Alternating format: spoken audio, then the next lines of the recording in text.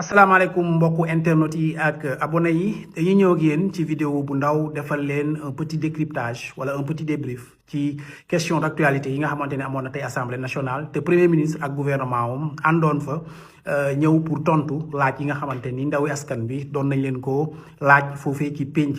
ndaw réew mi d'abord li ñuy commencé mooy rafetlu d'abord exercice de transparence bi nga xamante ni tey jii gouvernement bi mi ngi koy doxal depuis 15 mois ñu installé li nga xamante ni mooy 15e législature bi gis nañu ni ñëw nañ bi mooy ñeenteel yoon bi premier ministre di ñëw ak gouvernement pour répondre aux questions des députés ñu seetlu woon ni ci régime bi nga xamante ni moom moo fi passé woon ak législature yi fi passé woon gouvernement bi boo dajalee li mu ñëw ci assemblée nationale pendant 12 ans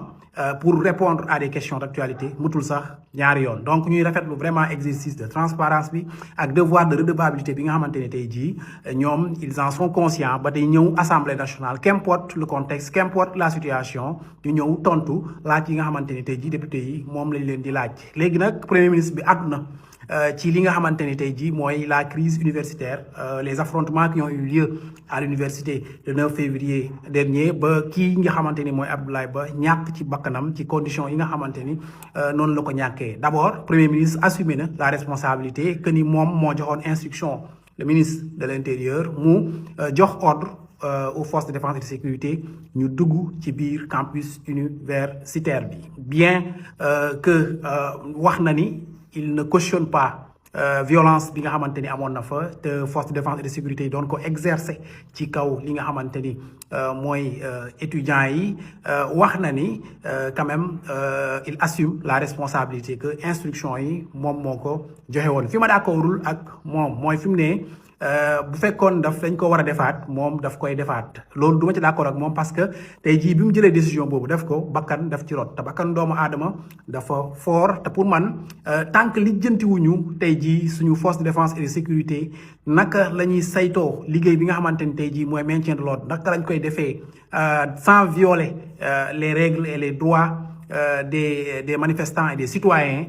pour man waruñu jël engagement dugal leen ci bërëb yu mel ni université ñu fay jonjoo ak li nga xamante ni mooy étudiants yi li ñu jàpp mooy le 9 février bi ñu fa xamante duggante alerte def nañ ko fa de 9h à 22h pour woo autorités yi à ce que ñu jël la décision de retirer ces forces de défense et de sécurité de l'enceinte du campus parce que xamoon nañ ni jéye mun na faa am malheureusement un étudiant est décédé le gouvernement a assumé ses responsabilités maintenant premier ministre wax na sur l'installation d'une police au sein du campus mais li ma waxoon laay waxaat tant que lijjantiwuñu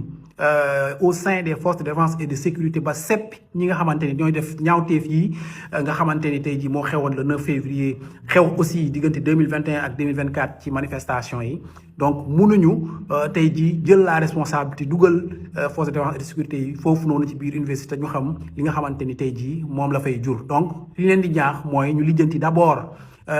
cette doctrine, cette nouvelle doctrine sur le maintien de l'ordre ba ñu mettre ko en pratique boobaa peut-être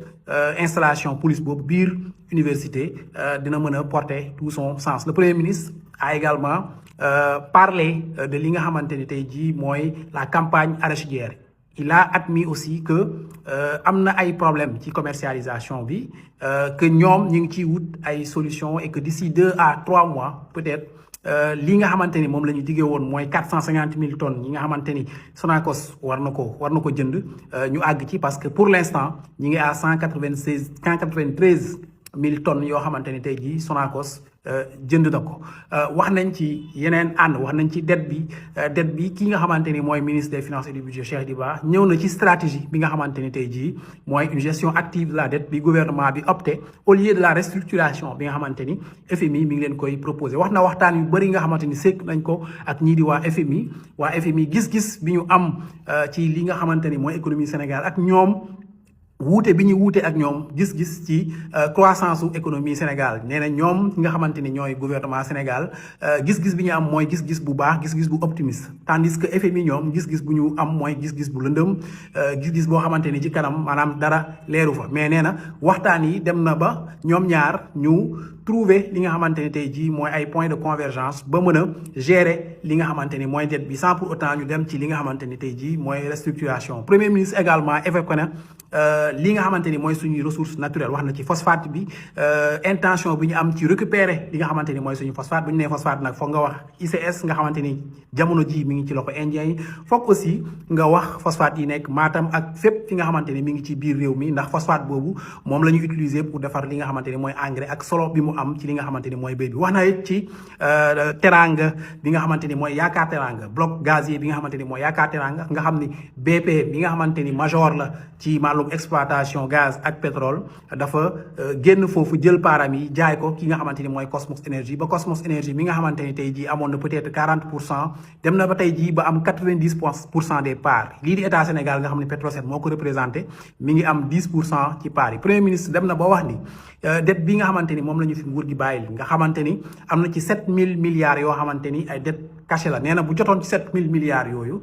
mën na jënd li nga xamante ni tey jii mooy yaakaar teranga investir fa 4000 milliards pour que gaz bi nga xamante ni moom lañ fay produire tey ñu yóbbu ko sur le plan domestique ba li nga xamante ni mooy coût de l'énergie daal di yomb Sénégal ñu mën koo wàcc ba 60 francs le kilowatt loolu dina doon lu am solo parce que boo seetee Sénégal li tax industrialisation bi un peu mu daal di taggatémbe li tax tamit li nga xamante ni tey jii mooy investisseurs yi ñuy am xel ñaar pour ñëw investir Sénégal ci wàllum industrie mooy fii suñu coût énergie dafa cher trop